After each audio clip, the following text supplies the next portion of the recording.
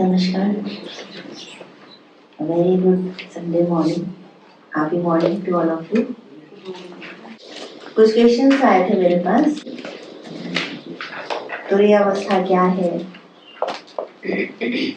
पंचकोशों को अधिक एक्सप्लेन कर दीजिए, और जो बात सुनी समझी, लेकिन थोड़ा और बताइए डिटेल में। थोड़ा सा समय लग रहा है ग्रहण करने। आध्यात्मिक टीचिंग में डिफिकल्ट क्या है मालूम है आपको? Why this study is difficult to comprehend, to explain both ways? क्योंकि हम किसी और को समझने का जो प्रयास करते हैं, जैसे आप स्कूल्स में जो सब्जेक्ट पढ़ते हैं, मैथ्स है, फिजिक्स है, साइंस है, biology, whatever, geography, Hindi, English, तो उसमें क्या होता है कि कुछ सामने है आपके जिसको आप समझने का प्रयास करते हैं, something that is away from you, दूसरा कोई है। और यहाँ पर आध्यात्मिक टीचिंग का अर्थ क्या होता है? अध्यात्म, ये आपकी ही आत्मा की टीचिंग है, तो स्वयं को ही समझना है हमें, स्वयं को ही देखना है। इसलिए ये डिफिकल्ट है कि तुमको कैसे एक्सप्लेन किया जाए और कैसे उसको समझा जाए। तो एक सिद्धांत है कि थोड़ा सा दूर होता है तो हमें दिखाई देता है, बहुत पास की वस्तुएं दिखाई नहीं देती। अपने हाथ को ऐसे करिए, एकदम आँख के पास, दिख रहा है? नहीं दिख रहा ना? तो इसी तरह है कि जो बहुत पास है वो दिखाई नहीं देता। जागृत स्वप्न सुषुप्तिषु स्फुटतरा या संवेदोज्जृम्भते।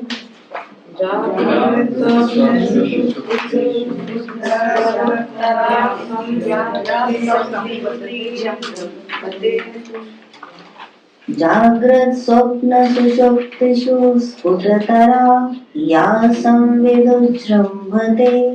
जागृत स्वप्न सुषुप्तिषु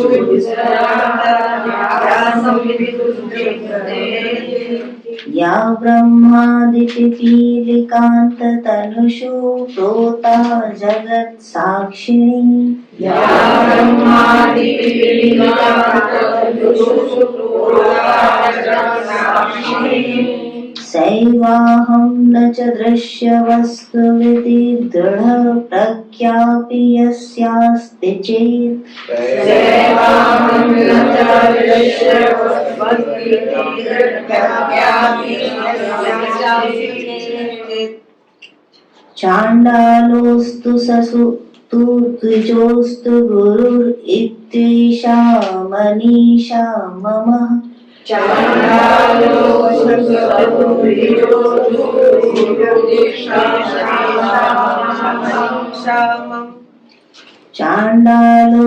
सतु द्विजोऽस्तु गुरुरित्येषा मनीषा मम।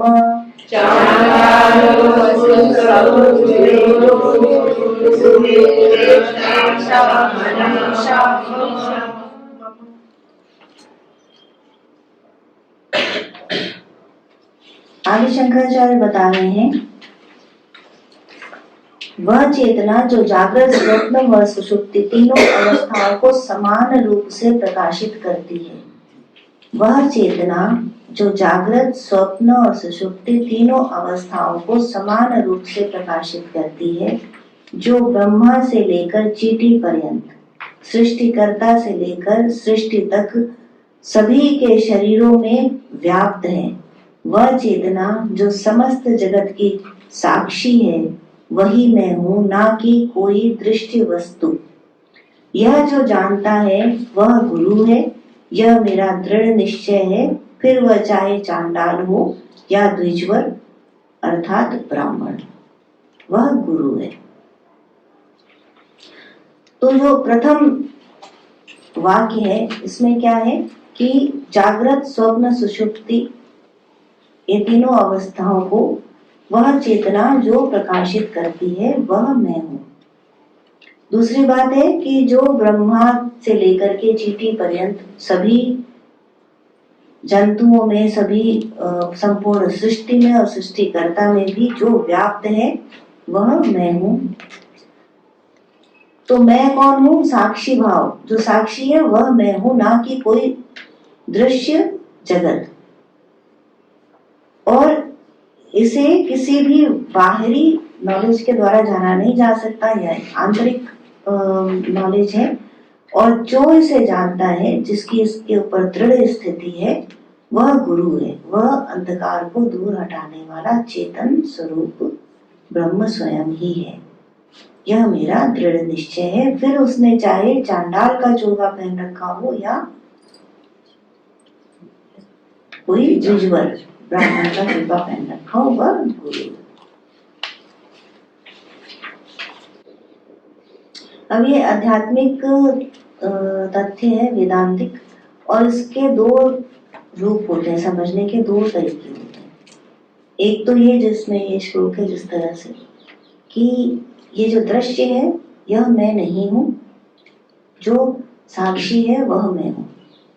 यह जो तीन अवस्थाएं हैं यह मैं नहीं हूँ, इसका जो साक्षी है वह मैं हूँ। और चींटी से लेकर ब्रह्मा तक संपूर्ण जगत में मैं व्याप्त हूँ और उसको मैं देख रहा हूँ।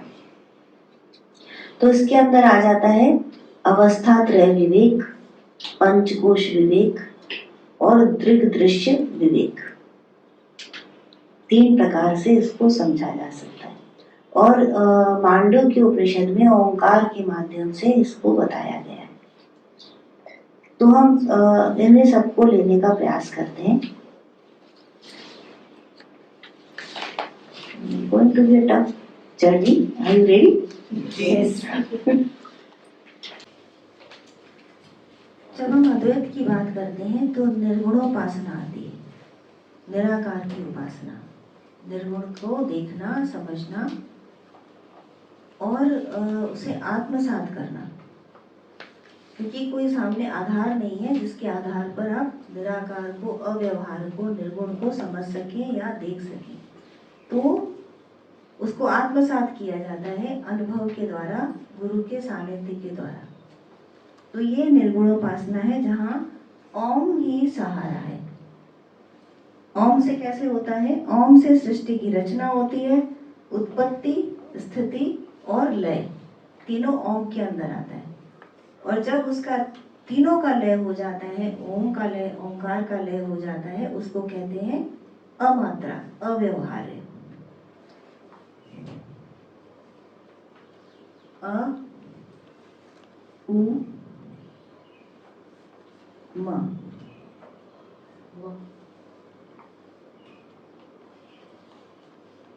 और चौथा हो गया अमात्रा। आप मेरे साथ बोलिए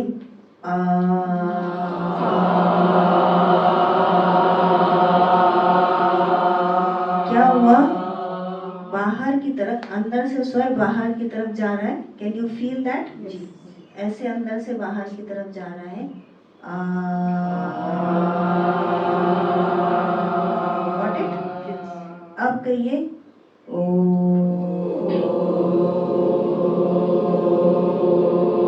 अब क्या हो रहा है? बाहर से अंदर आ रहा है।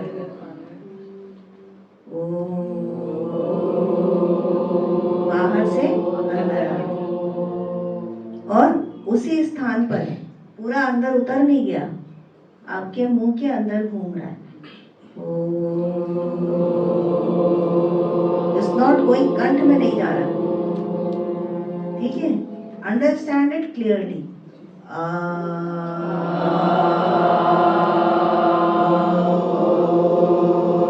रुक जाता है, आकर के रुक जाता है। देन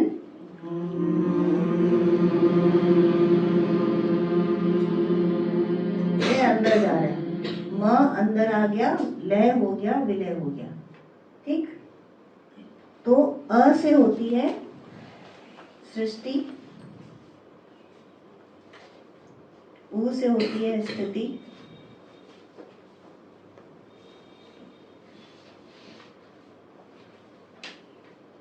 म से लय।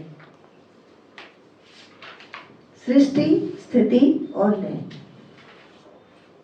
जब सृष्टि हो रही है, संरचना हो रही है, तो उस सृष्टि को, होने वाली सृष्टि को हम कैसे देखते हैं, कैसे अनुभव करते हैं?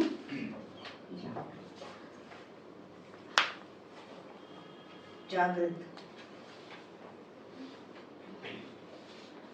अपनी इंद्रियों के माध्यम से हम इस अनुभव को पकड़ते हैं, देखते हैं जागृत अवस्था में। और इसका सहारा क्या होता है जागृत का? इस अनुभव का सहारा क्या है? स्थूल शरीर।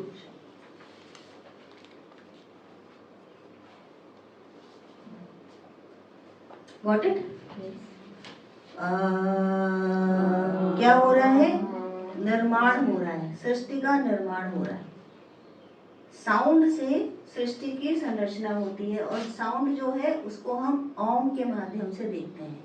जो प्रारंभिक शब्द है, स्वर है, वह ओम है, जो साउंड है। तो उस साउंड के अंदर हम 3 तत्वों को पकड़ते हैं, अ, उ और म। अ से सृष्टि की संरचना होती है। जब भगवान ने, जब ब्रह्मा ने कहा, जब ब्रह्म के अंदर जो ऊर्जा है उसने जब कहा अ, तो सृष्टि की संरचना हो। और इसको हम जागृत के अनुभव के द्वारा देखते हैं और इसका सहारा क्या है? स्थूल शरीर। जब ऊ कहा तो स्थिति आई, जो जागृत के और लय के बीच की अवस्था है। तो इसका सहारा क्या है? इसको कहते हैं स्वप्नावस्था और इसका सहारा है सूक्ष्म शरीर। इसी तरह जब लय हुआ तब क्या होता है? गहरी निद्रा में लय हो जाता है सब कुछ। जो जागृत का संसार है, स्वप्न का संसार है, समाप्त हो जाता है, रहता नहीं है वह संसार। उसे कहते हैं सुषुप्ति।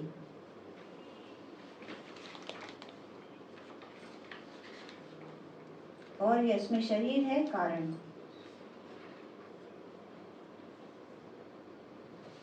जो अमात्रा है यह तुरीय अवस्था है।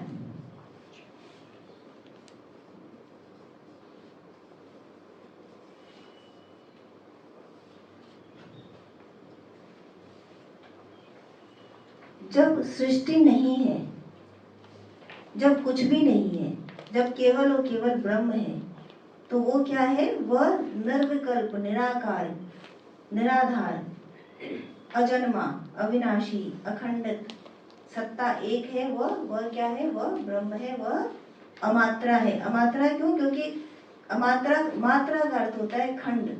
खंड खंड हो गया तो मात्रा है, किसको नापा जा सकता है, तौला जा सकता है, वह मात्रा है। लेकिन जब अमात्रा है कि कोई अखंडित है, उसमें कुछ भी नहीं है, तो न तो वाणी के द्वारा उसका व्यवहार हो सकता है, अ से वाणी, और ना ही मन के द्वारा, क्योंकि ये अ क्या है? ये वाणी, और म क्या है? यहाँ पे मन के अंदर लय हो गया, ये मन। इन दोनों का लय हो गया तो हुई अमात्रा। तो जब वाणी नहीं है, मन नहीं है, तो इसको कहते हैं अव्यवहार्य।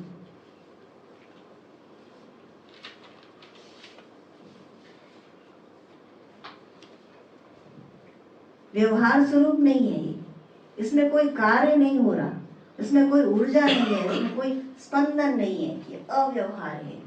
इसको अमात्रा कहते हैं। ये तुरीय अवस्था है। जब संत महात्मा समाधि के अंदर जब निर्बीज समाधि में जाते हैं, तब यह तुरीय अवस्था पकड़ में आती है। और कहा कि इसे एक्सप्लेन करो तुरीय अवस्था को।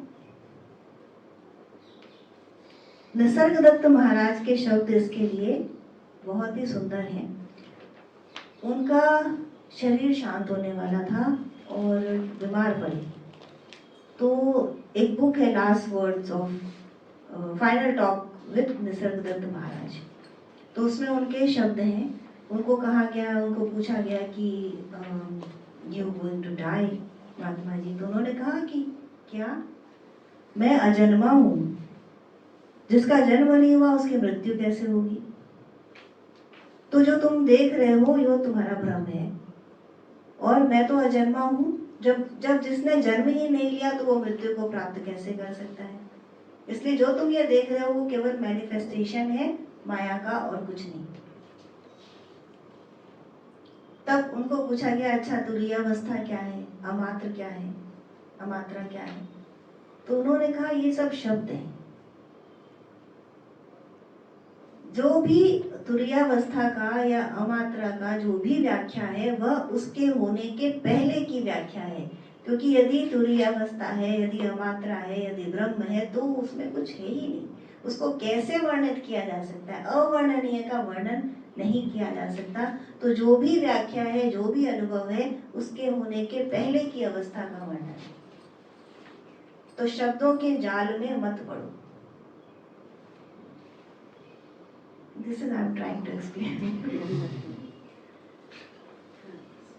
If you want, I can go deep and deeper and deeper कि पंचीकरण कैसे होता है, पंचकोश कैसे होते हैं, पंकीकरण क्या है, पंचभूत क्या है, तन मात्रा क्या है, कैसे जीव का सृजन होता है। पर हमें समझना चाहिए कि क्या हम वो जानना चाहते हैं? खंड खंड खंड खंड हम पेड़ की शाखाओं और पत्तों को जानना चाहते हैं, या हम जड़ को जो स्रोत है हम उसको जानना चाहते हैं? क्योंकि क्या कहा जा रहा है? भज गोविंदम भज गोविंदम भज गोविंदम मूढ़ मते संप्राप्ति संविश।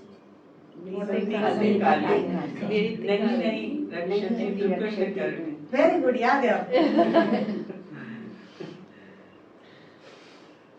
उसका अर्थ भी बताइए। गोविंद का नाम लो, ईश्वर का नाम जपो, क्योंकि अंत काल में जब उसके नियम काम नहीं आते हैं, ग्रामर के नियम जो है। एक वृद्ध व्यक्ति को उन्होंने देखा कि वो पेड़ के नीचे बैठ करके पुस्तक ग्रामर की, संस्कृत के व्याकरण को पढ़ रहा है, समझ रहा है। देखिए, संस्कृत है भाषा, देव भाषा कही जाती है, उसका व्याकरण बिल्कुल शुद्ध है और उसको समझना, उसको पकड़ना आसान नहीं, उसके ऊपर अनेक शास्त्रार्थ होते हैं। अब वो वृद्धावस्था को पहुंच गया है और व्याकरण को पढ़े जा रहा है। इन द सेम वे यदि आप इसको पढ़ेंगे, इसको समझेंगे तो करते रहिए। अभी सेशन 3 लिखा है, मेरे को कोई फर्क नहीं पड़ना, वो सेशन 13 के 30 भी हो जाएगा, and will be here only, पहले श्लोक पे। और कोई फर्क नहीं है उससे, क्योंकि हम अनादिकाल से पहला ही श्लोक कर रहे हैं। तो लेकिन do we want to know this? हमें व्याकरण पढ़नी है? नहीं। हमें खंड खंड को जानना है? नहीं। या उस खंड को जो देख रहा है, उस साक्षी को जानना है, उस खंड में जिसका प्रवेश है उसे जानना है।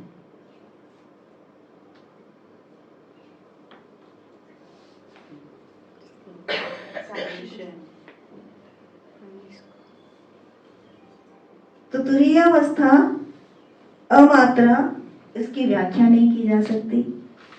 व्याख्या करने का प्रयास इसलिए किया जाता है कि गोल का पता चले कि लक्ष्य क्या है। हम अभी स्टार्टिंग पॉइंट पे खड़े हैं, हमें जाना है लक्ष्य क्या है। यदि आपको कहा जाए कि कहीं जाना है तो आप पूछेंगे ना कैसी जगह है, कहाँ जाना है आपको।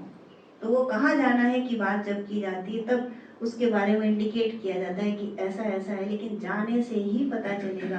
हम आपको कह दें ऐसा मीठा है, ऐसा मीठा है, लेकिन मीठा तो मीठा, अब आम है कि गुड़ है कि चीनी है कि संतरा है, ये तो अब खाएंगे तो ही पता चलेगा। मिठास के अंदर जो भेद है, जो संपूर्ण तरीके से जो ब्रह्म में है, ब्रह्म ही है, उसका पता कैसे चलेगा? इतना आसान होता तो इतने वेद लिखे जाते, इतने शास्त्र लिखे जाते। उनके ऊपर इतनी, जितना वेद नहीं है उससे ज्यादा, जितनी उपनिषद नहीं है उससे ज्यादा उनके ऊपर व्याख्याएं, टीकाएं, भाष्य, कारिकाएं लिखे गए।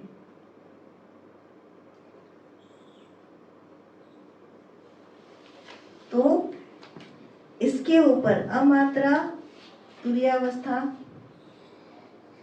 इसके लिए केवल निसर्ग दत्त महाराज के शब्दों को याद रखिए कि जो भी कुछ वर्णन है वो उस अवस्था के पहले का वर्णन है। और जहां तक इसकी बात है, इसको हम थोड़ा थोड़ा समझ लीजिए, इसको थोड़ा थोड़ा जान लीजिए। और अधिक गहरे में जाना है तो आप तत्वबोध पढ़ लीजिए, दृश्य विवेक पढ़ लीजिए, अनेकों बुक्स हैं, विवेक चूड़ामणि है, बहुत सी बुक्स हैं वेदांत के ऊपर, उसका अध्ययन कर लीजिए। और जितना मर्जी हो उतना करिए। बहुत सुंदर पुस्तकें और ज्ञान से भरी हुई हैं। तो भी थोड़ा बहुत हम जान लेते हैं। अ, उ और म को अभी हमने देखा कि किस प्रकार से सृष्टि, स्थिति और लय होता है उसका ओम ध्वनि के द्वारा, और यह ब्रह्मांडीय ऊर्जा का स्रोत है। जब इसका भी लय हो जाता है तो सब कुछ ब्रह्म समाना, ब्रह्म हो जाता है। अब सृष्टि, स्थिति और लय, ये देखिए हमने के द्वारा। अब इसका जो अनुभव है जागृत, स्वप्न, सुषुप्ति के माध्यम से किया जाता है, और जागृत का आधार है स्थूल शरीर। जो हम जागृत में अनुभव करते हैं वो हम स्वप्न में नहीं करते, जो हम स्वप्न में अनुभव करते हैं वो जागृत में नहीं करते, और जागृत और स्वप्न दोनों के अनुभव सुषुप्ति में लय हो जाते हैं। जैसे यदि आपने जागृत में खाना खा करके आप सोए हैं, लेकिन हो सकता है कि आपको सपना ये आए कि आपको बहुत दिन से खाना नहीं मिला। राजा जनक का स्टोरी याद है कि किस तरह राजा जनक अपने घर में सोए, अपने राजमहल में सोए एक दिन, और तभी उनको एक सैनिक ने आकर के कहा कि आपके राज्य पर अटैक हुआ है। तो राजा जनक तुरंत दौड़ करके गए, अपने सेना को तैयार किया, उन लोगों ने जिन्होंने अटैक किया था उसका सामना किया। कई दिन तक युद्ध चला, लेकिन राजा जनक और उनकी सेना हार गई। राजा जनक को पकड़ लिया गया और दूसरे राज्य के राजा ने उनको बंदी बना लिया। फिर उनको सभी चीजों से वंचित करके, राजपाट से, सभी आमोद प्रमोद के साधन, सभी सुख भोगों से वंचित करके उनको देश निकाला दे दिया।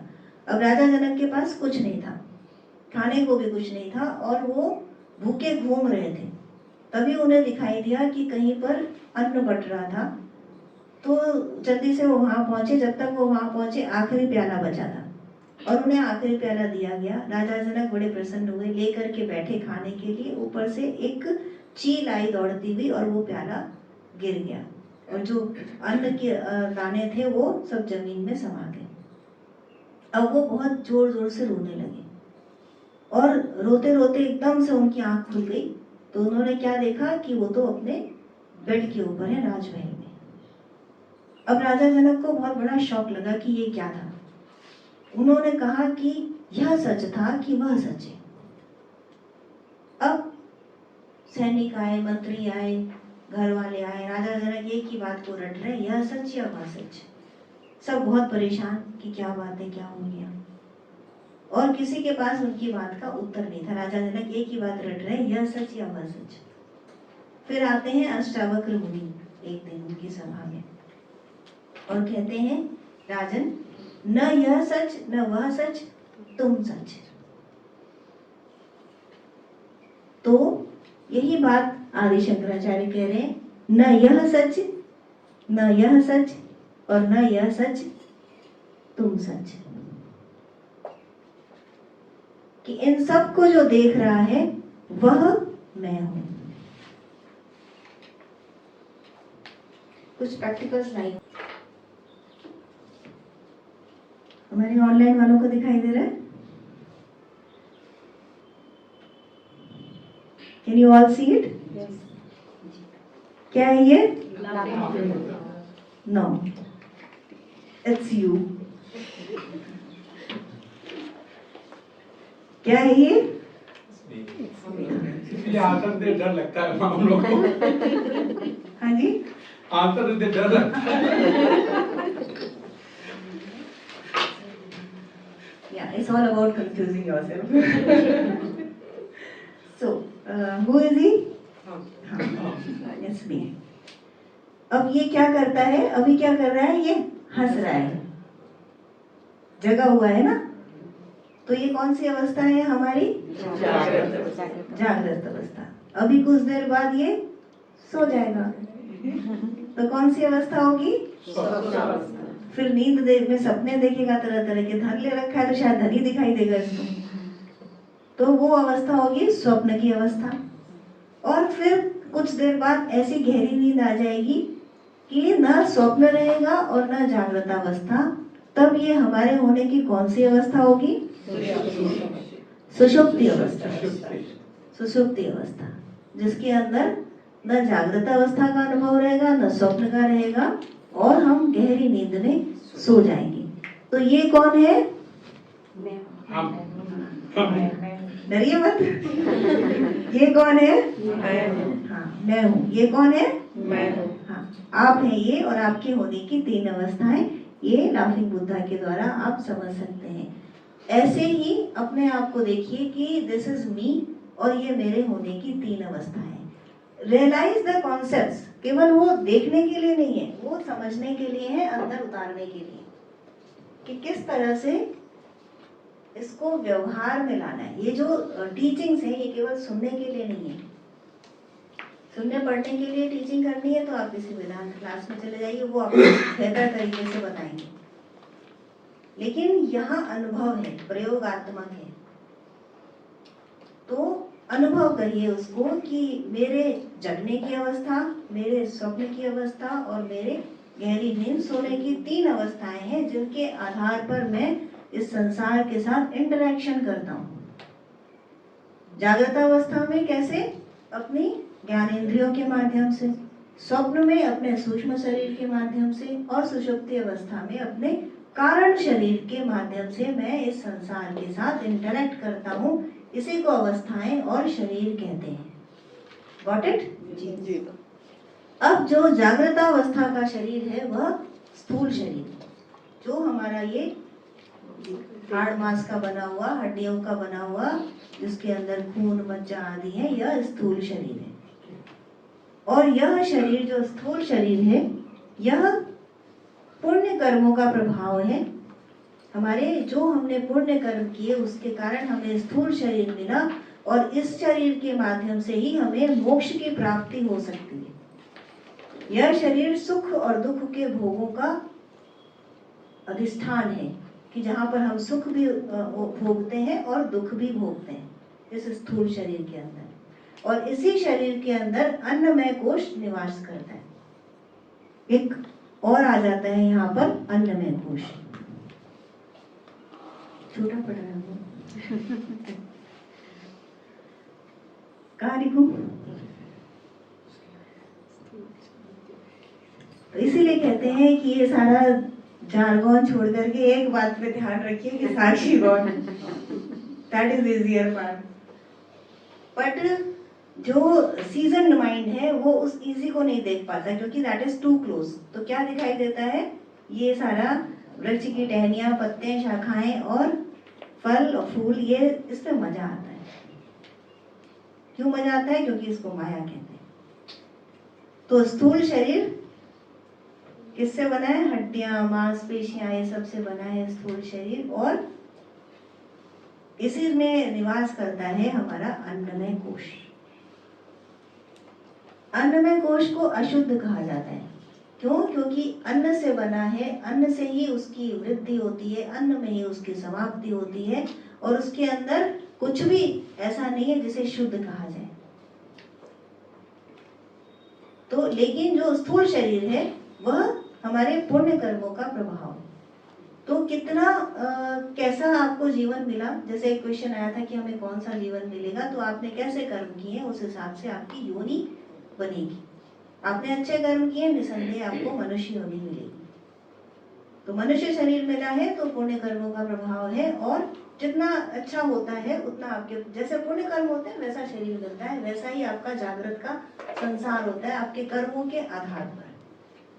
और उसका इंटरेक्शन करते हैं हम संसार के साथ जागृत अवस्था में। और अन्नमय कोश, तो पंचकोश विवेक भी इसके साथ साथ आपको बताती जा रही हूँ कि जो सबसे आउटर कवरिंग है आत्मा की, वो है पंचकोश।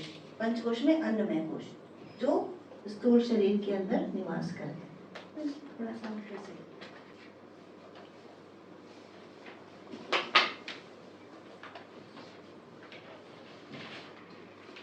तो हमने 3 अवस्थाएं देखी थी, जागृत, स्वप्न और सुषुप्ति।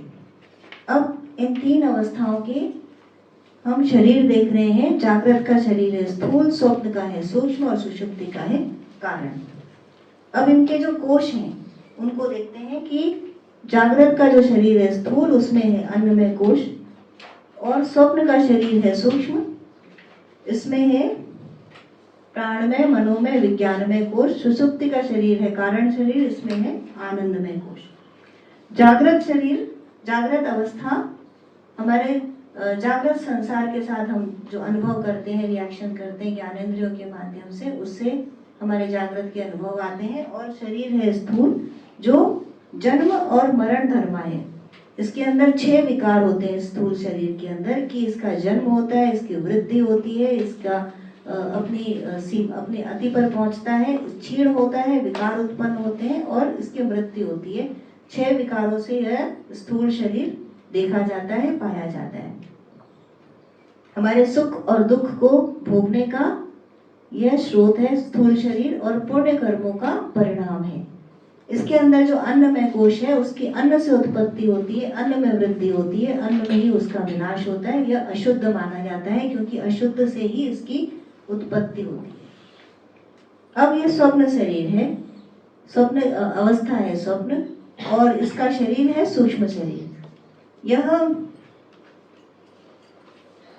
मन, बुद्धि, चित्त, अहंकार, 5 प्राण, 5 कर्मेंद्रियां, 5 ज्ञानेंद्रियां, इससे बना होता है सूक्ष्म शरीर।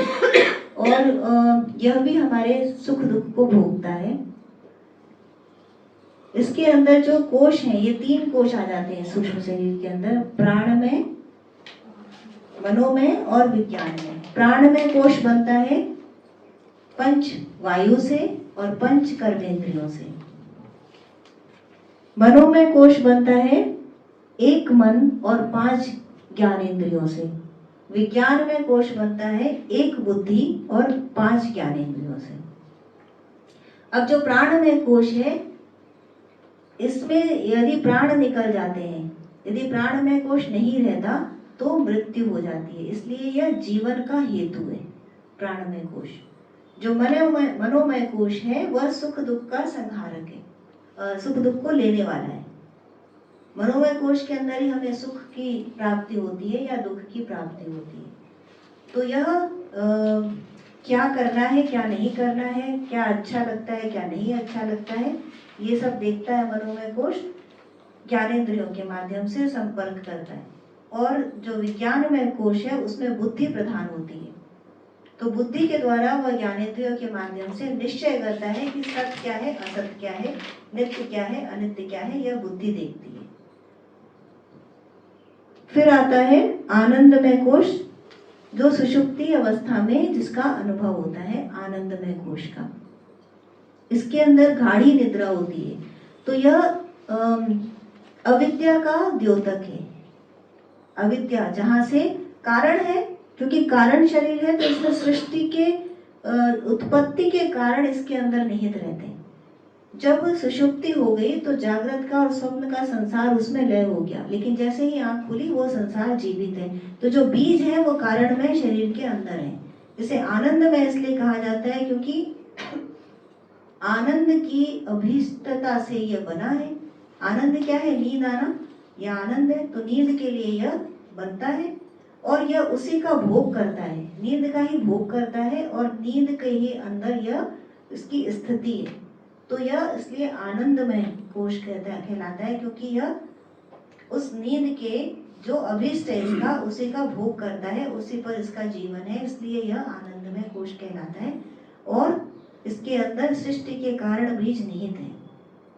तो यहाँ से सृष्टि की संरचना होती है। ये जो पूरा जागृत, स्वप्न, सुषुप्ति, पंचकोश विवेक, दृग्दृश्य विवेक, इसके अंदर आपको सृष्टि की संरचना मिलती है वेदांत के नियमों के अनुसार। तो अब इसका और डिटेल जानना है तो पंक्ति गणना पर जाया जा सकता है कि कैसे पंचभूत बनते हैं, और पंचभूत बनने की प्रक्रिया के पहले जो पंचतन मात्रा है उससे सूक्ष्म शरीर का निर्माण होता है। पंचभूत बनने के बाद की प्रक्रिया से स्थूल शरीर का निर्माण होता है। बट आई डोंट थिंक कि that detail is needed here. तो इतना काफी है जानने के लिए।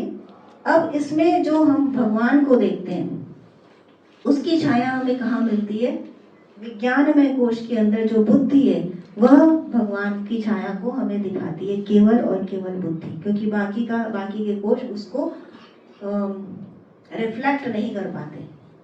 तो केवल बुद्धि ही में ही वह दर्पण है जो परमात्मा को रिफ्लेक्ट कर पाता है, उस आत्मा के दर्शन को दिखा पाता है। ठीक है। अब यदि ये सब कुछ नहीं समझ में आया तो हम एक बात और देखते हैं। हमारे ऑनलाइन वालों, मैं आप ही लोग पकड़ रहे हैं, मैं नहीं पकड़ रही, मैं केवल अपने ऑनलाइन वालों को दिखा रही हूँ। इसको देखिए और अब ये सबको दिखा दीजिए। थोड़ा पास ऑन कर दो बेटा, बैठ के पास ऑन कर दो। सब लोग अच्छी तरह देखिए कि इसके अंदर क्या क्या है। लता जी बताइए क्या क्या है।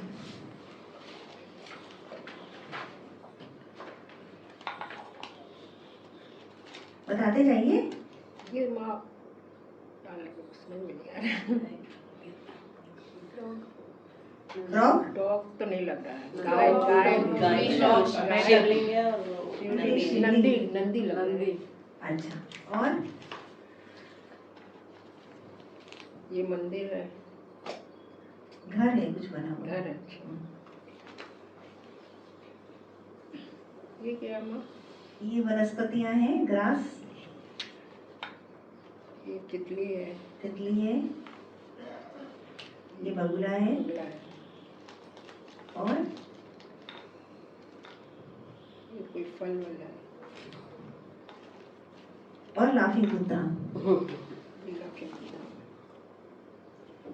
आप इसको देख रहे हैं, देखा आपने, अब आप दूसरे को दे दीजिए।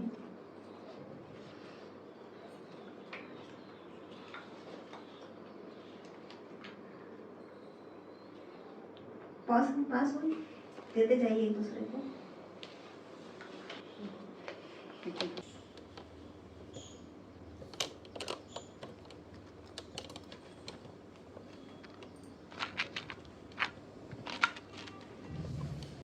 घर, ये सब कुछ है। आप अपने आप को देख पा रहे हैं उसके अंदर। अब ये थोड़ा कंफ्यूजिंग हो गया क्योंकि लाफिंग बुद्धा बैठा है जिसको हमने कहा था या मैं हूं। तो आप क्या कर रहे हैं, इस पूरे जगत के मॉडल को देख रहे हैं। तो आप क्या कर रहे हैं, देख रहे हैं, आप साक्षी भाव हैं और ये जगत है। आदि शंकराचार्य यही कह रहे हैं कि वह चेतना जो इस संपूर्ण जगत को प्रकाशित कर रही है वह मैं हूं, यह मैं नहीं हूं। I am not the seen, I am the seer. वो क्या कह रहे हैं कि मैं दृश्य नहीं हूं, मैं दृष्टा हूं। रिपीट करिए। मैं दृश्य नहीं हूं, मैं दृष्टा हूं। तो जो दृश्य क्या है, वह क्या हुआ, वह अनात्मा हुई, और जो देख रहा है वो क्या है, वह आत्मा, वह दृष्टा है जो देख रहा है। वो क्या कह रहे हैं, यह मैं जागृत स्वप्न सुषुप्ति मैं नहीं हूं। स्थूल सूक्ष्म कारण यह मैं नहीं हूं। अन्न में, प्राण में, मनो में, विज्ञान में, आनंद में यह कोश मैं नहीं हूं। तो मैं क्या हूं, मैं जो इस सब को देख रहा है,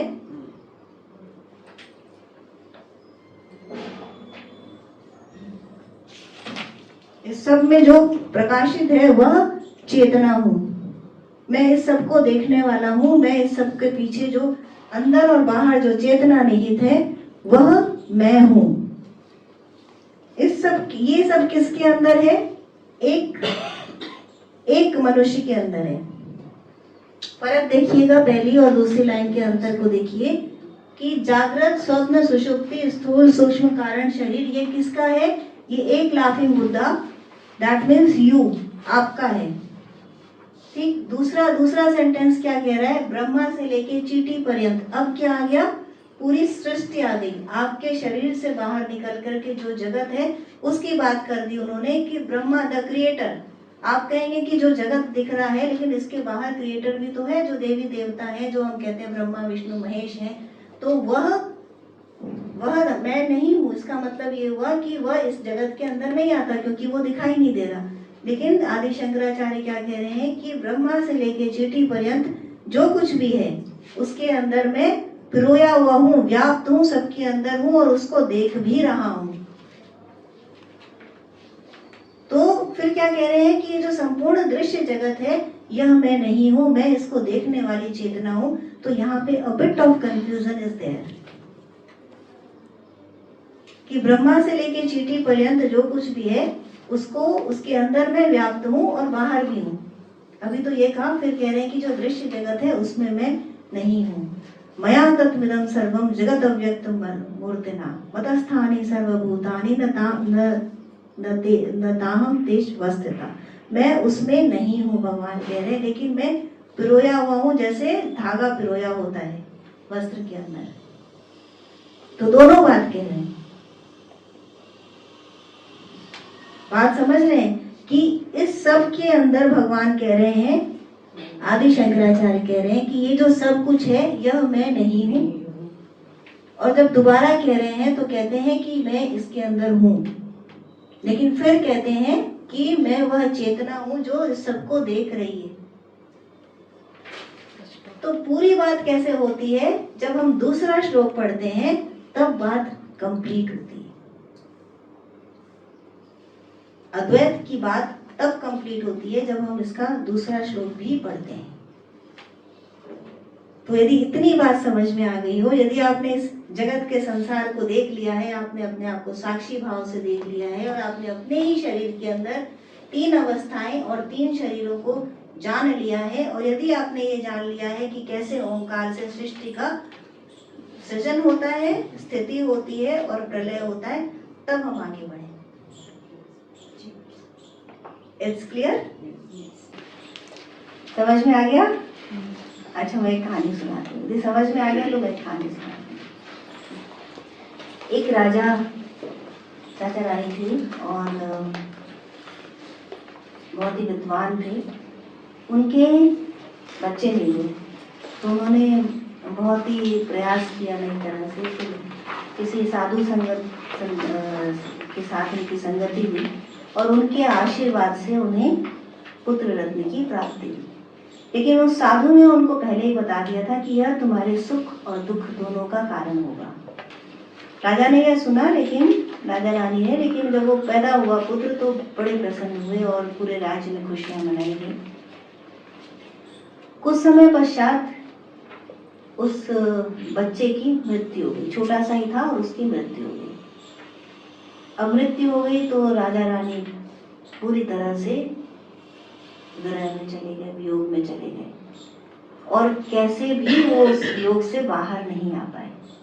प्रजाजनों ने, सैनिकों ने, मंत्रियों ने अनेक प्रयास कर लिए, मित्रों ने, लेकिन राजा और रानी उस वियोग से उबर ही नहीं पा रहे थे और वो अपने पुत्र के शरीर का दाह संस्कार भी नहीं करने दे रहे थे। उसके शरीर को लेके बैठे हुए थे। दिन निकल गए, अनेकों दिन निकलते चले गए और प्रजाजन परेशान हो गए कि ये तो बहुत गलत काम हो रहा है। तो किसी तरह उसी संत को ढूंढ करके लाया गया जिसकी कृपा से उनके यह पुत्र हुआ था। तो जब वो आए तो राजा रानी ने उनके चरण पकड़ लिए कि इसको तो आपको वापस प्राणदान देना पड़ेगा, हम नहीं रह पाएंगे, हम भी, या तो हमारे भी प्राण ले लीजिए या इसको प्राण दे दीजिए। तो संत ने कहा ठीक है, तुम जो कह रहे हो मैं वो करने तैयार हूँ, मैं इसको फिर से प्राणदान दे दूं, लेकिन पहले इससे पूछ तो लो कि क्या यह वापस आना चाहता है। तो राजा रानी ने कहा यह कैसे संभव है।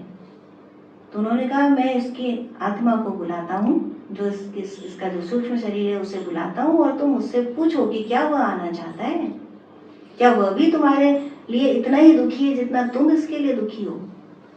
राजा रानी ने कहा इससे अच्छी बात क्या हो सकती है, हम जानते हैं हमारा पुत्र हमारे लिए कितना दुखी होगा, वो जो चला गया है वो कितना दुखी होगा, बुलाइए उसको। अब सी द एक्साइटमेंट,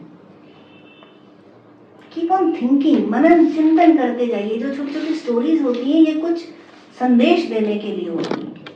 तो यदि उसको ग्राह्य नहीं करेंगे तब तक उसकी मजबूती, उसके अंदर की गंभीरता समझ में नहीं आएगी कि ऐसा डे टू डे लाइफ में होता है। कोई चला जाता है, उसके बाद यदि कोई बहुत प्रियजन होता है, एक अच्छी मौत होती है, तो लोग प्राय कहते हैं कि उसे वापस बुलाओ या हमें उससे बात करनी है, और बुलाते हैं लोग और लोग उसके संग बात करते हैं। बट ये स्टोरी कुछ और कह रही है। ये क्या कह रही है? उस संत ने उस आत्मा को बुलाया, जो उस शरीर से निकली थी, उस आत्मा को बुलाया और उस आत्मा को पूछा कि तुम्हारे माँ बाप यहाँ पर बैठे हैं और तुम्हारे लिए बहुत ज्यादा रो रहे हैं, शोकाकुल हैं, वो चाहते हैं कि तुम इस शरीर में वापस आ जाओ, तुम क्या कहते हो? तो उस आत्मा ने क्या जवाब दिया? उसने कहा, कौन से माँ बाप? कौन से माँ बाप? आप किस माँ बाप की बात कर रहे हैं? ये जो दोनों यहाँ बैठे हैं या इसके पहले जो अनेकों सैकड़ों माँ बाप हो गए मनुष्य रूप में, उनकी बात कर रहे हैं? या आप उस गाय की बात कर रहे हैं जिसके पेट में मैं था, जिसके दूध को पी करके जो पहले माँ बाप थे उन्होंने गर्भ धारण किया था? या आप उस गेहूं के अन्न के दाने की बात कर रहे हैं जिसके अंदर मैं था? और या आप उस चंद्रमा की बात कर रहे हैं कि जिसके रस से मैंने उस गेहूं के दाने में प्रवेश किया? आप कौन से माँ बाप की बात कर रहे हैं?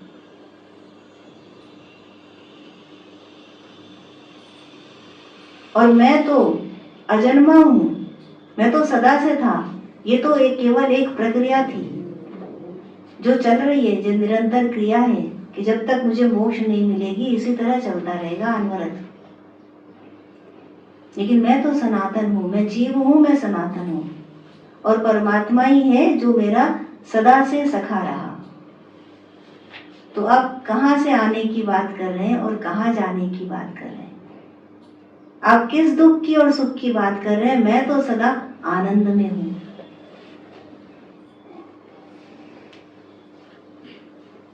तो स्टोरी अब यहाँ पर और पूरी करने की आवश्यकता नहीं।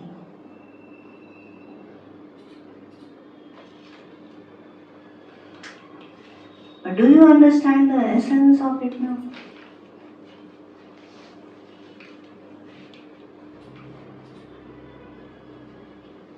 तो ये एसेंस को समझना है कि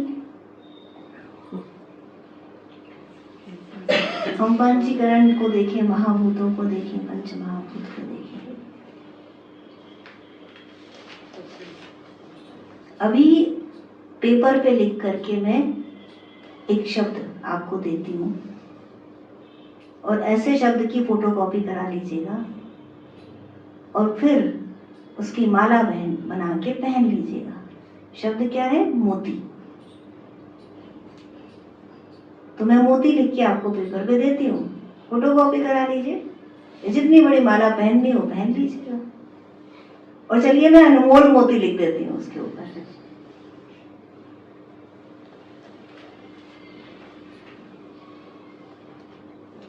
शादी ब्याह में जाएंगे ना वो पहन के? क्यों नहीं? दुनिया समझेगी नहीं। क्योंकि वो रियल नहीं है। दुनिया समझेगी क्योंकि वो रियल नहीं है। क्योंकि वह रियल नहीं है।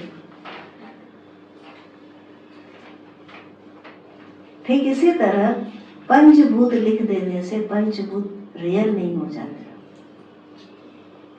अग्नि जल वायु आकाश पृथ्वी लिख देने से वो रियल नहीं हो जाते।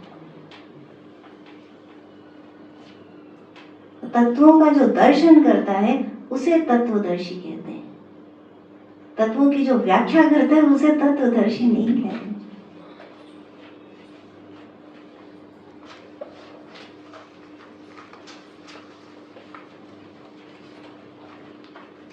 तो आदि शंकराचार्य क्या कह रहे हैं कि वह मैं नहीं हूं, वह मैं नहीं हूं करके उन्होंने काट दिया अनात्मा को कि तुम्हारा जो स्थूल शरीर है यह मैं नहीं हूँ। वो आत्मा क्या बोली? जो आई थी लौट करके, उसने कहा ना कि यह तो मैं नहीं हूँ। कौन सा बाबा, किसकी बात कर रही हो तुम? तो ये जो स्थूल शरीर है यह मैं नहीं हूँ। यह जो जीव जगत, पेड़ पौधे, पत्थर, चट्टान, ब्रह्मा, विष्णु, महेश, जो चींटी, जो कोशिकाएं, जो जल में रहने वाले, आकाश में उड़ने वाले, जो पृथ्वी जल अग्नि वायु आकाश यह मैं नहीं हूँ। तो मैं क्या हूँ? मैं वह हूँ जो इन सबको देख रहा है, जो चेतना, नॉट बाय दीज आईज। देखने का अर्थ ये नहीं, आप आंखों से कैसे देख सकते हैं? क्या आप आंखों से देख पा रहे हैं संपूर्ण जगत को, जो कुछ है? नहीं देख पा रहे। एक जो चेतना है, जो समग्र है, जो सर्वत्र है, उसकी बात हो रही है यहाँ कि मैं वह चेतना हूँ जो सर्वव्यापी है, जो सदा से है, जो अखंडित एक सत्ता है, जो निराकार है, जो सर्वज्ञ है। मैं वह हूँ जो आनंद का सागर है, जो ज्ञान का सागर है, जो निर्गुण है लेकिन गुणों का सागर है। मैं वह हूँ।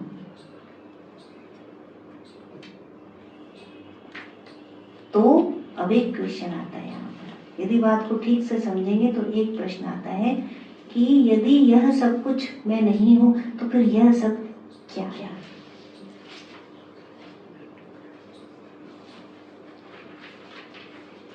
प्रश्न ये होना चाहिए कि फिर यह सब क्या है, कि यह स्थूल सूक्ष्म जागृत शरीर क्या है, कि यह जीव जंतु पेड़ पौधे ये क्या है? ये सब जो सब कुछ दिख रहा है, जिसमें हम व्यवहार कर रहे हैं, जिसमें हम सो रहे हैं, जग रहे हैं, हम कितना कुछ कर रहे हैं, ये सब क्या है?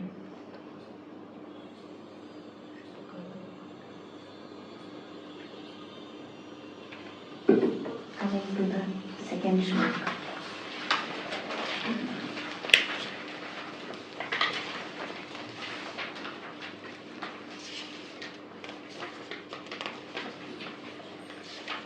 जब मनीषा पंचकम आरंभ हुई थी, जब मैंने अनाउंस किया था मनीषा पंचकम के लिए, तो किसी ने मुझसे कहा था कि कितने टर्न्स लगेंगे मनीषा पंचकम में, रूपरेखा बनानी थी तो कितने टर्न्स लगेंगे मनीषा पंचकम में।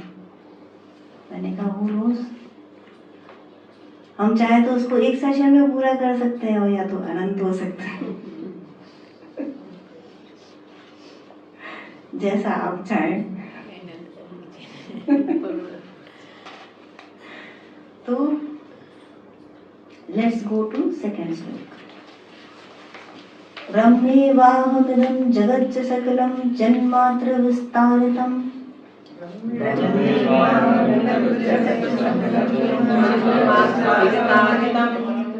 सर्वं चैतद्विद्यया त्रिगुणया शेषं मया कल्पितम्।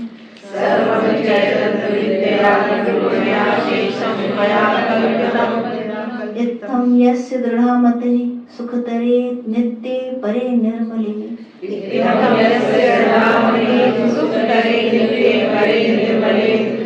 चाण्डालोऽस्तु सतु द्विजोऽस्तु कुरुर् इत्येषा मनीषा मम।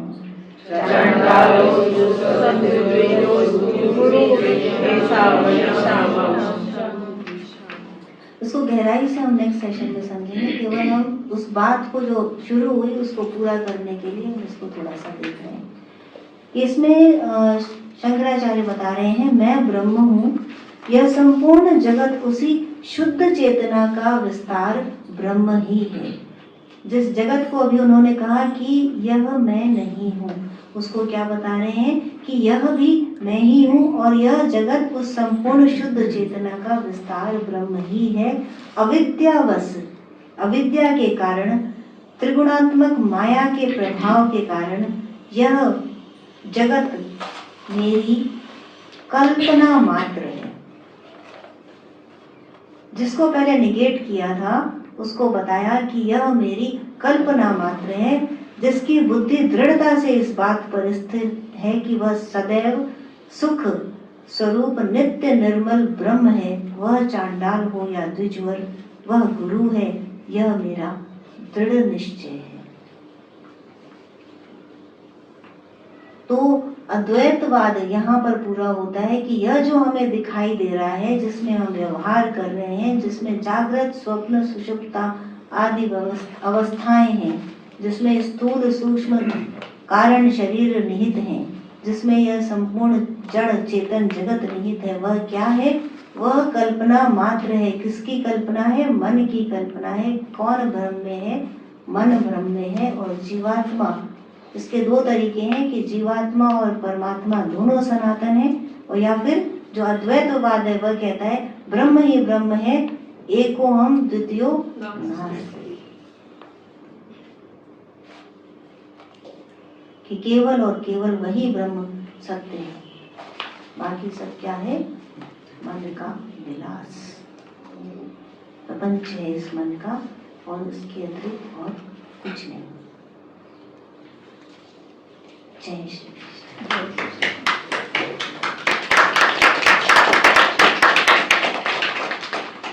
माँ एक श्लोक बस याद आया, गुरु गोविंद दो खड़े जाके राजू गाए, बलिहारी गुरु भाव लो।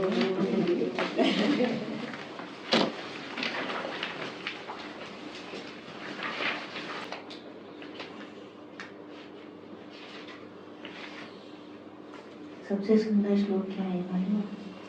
ईश्वर सर्वभूतानां हृदयेश अर्जुन तिष्ठति, भ्राम्यहं सर्वभूतानि यन्त्रारूढानि मायया। उनको कहाँ ढूंढे रे बंदे, मेरे पास।